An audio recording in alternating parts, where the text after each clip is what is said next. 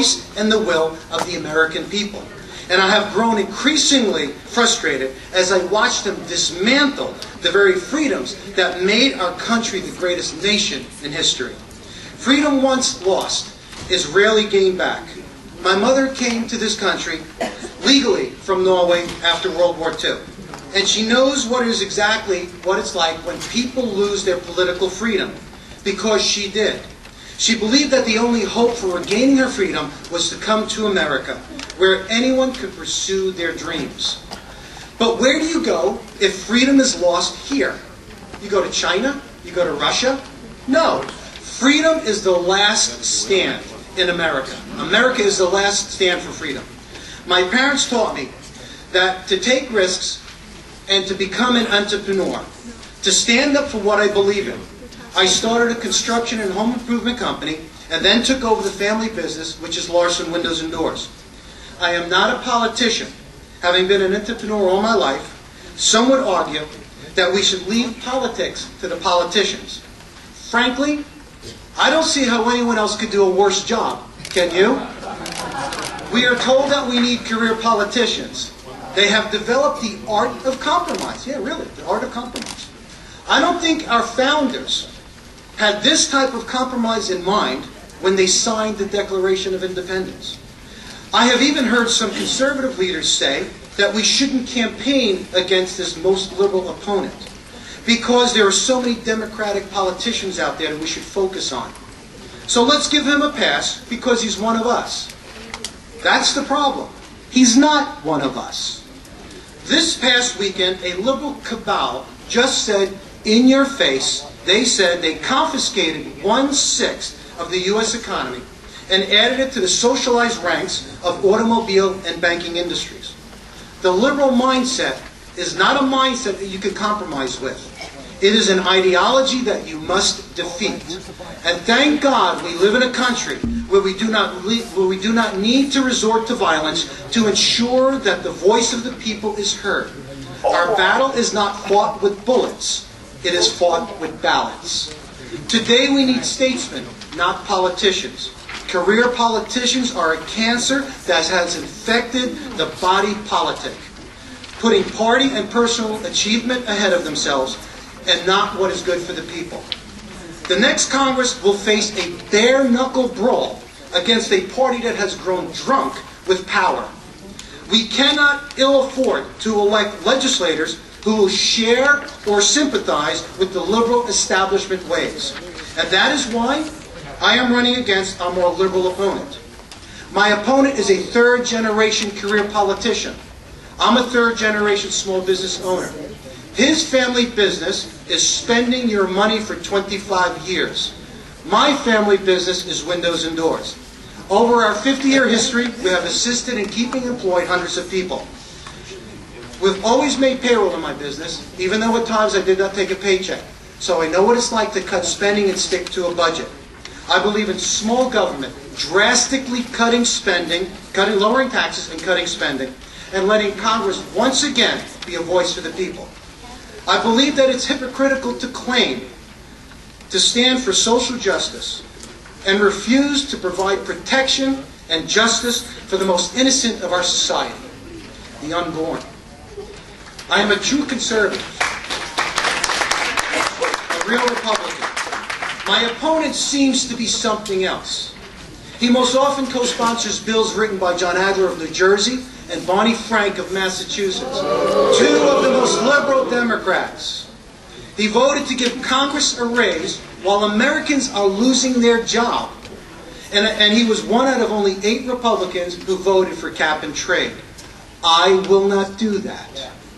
He now says that he won't either. Make no mistake, cap and trade will be revived, especially after Sunday's health care vote. So my opponent had a change of conscience. Well, it isn't the first time he had a change of conscience. When he last campaigned. Thank you so much for your time. Please visit our website, davidlarsencongress.com. God bless you. God bless America. Are there any elements of the new health care law that you would keep? Well, definitely extending if you have existing conditions. I would do that, yes, absolutely. What are your views on tort reform? That needs to be implemented right away. I know personally about things like that. I own businesses, and we have people suing us with our properties for absolutely no reason whatsoever. As a matter of fact, they come from other properties to our property and say they get hurt on ours. So tort reform needs to be done absolutely, 100%. You said you're against cap and trade. Is there anything you would support doing on the global warming issue? Well, we need to research it. I don't believe in global warming personally. Cap and trade is premised on the belief of global warming, and I don't believe in it. What are your views on nuclear energy and offshore oil drilling, coal as well? Absolutely. Offshore drilling. As a matter of fact, in New Jersey, we have a lot of rigs offshore. You can't see them.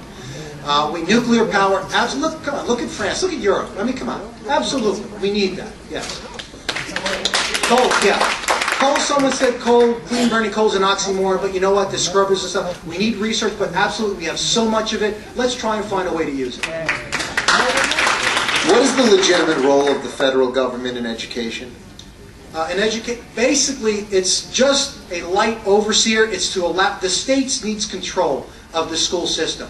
The federal government is to make sure that everyone pretty much stays in the same order, as far as making sure that if one person has a program here, that it's equal with another program in the other. That's all. Just minimal. Very minimal.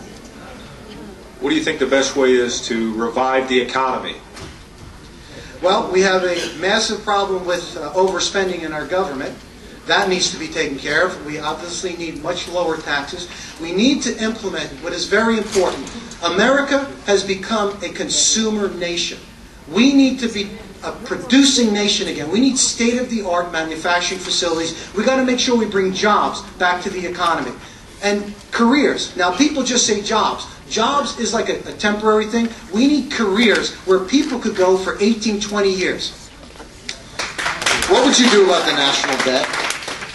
I'd love to get rid of it, absolutely. Do as much as I can to pay it down. We can't keep passing this on to our children. We need to bite the bullet, and we need to take care of this. What are your views on immigration reform? My mom came here from Norway, like I said. So did my grandparents. But I'm first generation of my mother, second of my father. Look, she came in through the front door. That's all I ask. America is the greatest place in the world. I want to come here, and I live here. I want to come here. So they need to come legally through the front door, absolutely. What is your position on federal tax reform? Well, we do need reform every way in taxes, so I am definitely for that. I am for as much freedom for people as possible. I want you to keep as much money in your pocket as possible because it will help the economy. They don't seem to get this. I own businesses, and the better I do, the more they hurt me. Look, this healthcare bill, Caterpillar, $100 million a year for healthcare. This is insane. How you're going to pay for it? I'm going to pay for it. This needs to stop. I'm sorry. What should be the role of the U.S. military? Well, it's to serve and protect across, internationally and on our borders. Absolutely. Yeah. And actually, I'm for preventive maintenance myself. We should actually go, and if we know of something, we should go and make sure that they don't come to our borders. We go there and we take care of it over there. What's your position on international trade? I'm for international trade. I just believe it should be much fairer. What happens is it seems that if we sell a product over in China, they just tax us and inflate it so much that we can't compete. Yet when they bring it over here, it's so much cheaper. Americans, we need to take a stand because we need to produce more. And to produce more, we need to send it overseas. So in order to do so, we have to make sure that other countries don't kill us with tariff and taxes so we can actually trade better. I'm sorry. Yeah, and I'm just going to use my prerogative time to ask one question. I have to elaborate on one thing. Yes, sir. You mentioned that you would support the ban on pre-existing conditions in the care. Yeah. Now, if that were to be the case, why would somebody buy health insurance until they got sick? Well, like in Massachusetts, they were doing that. I understand. But as part of doing business in America, I believe that people should be able to purchase insurance, and it's a gamble for the insurance companies. Okay, you didn't give me on my speech. Okay.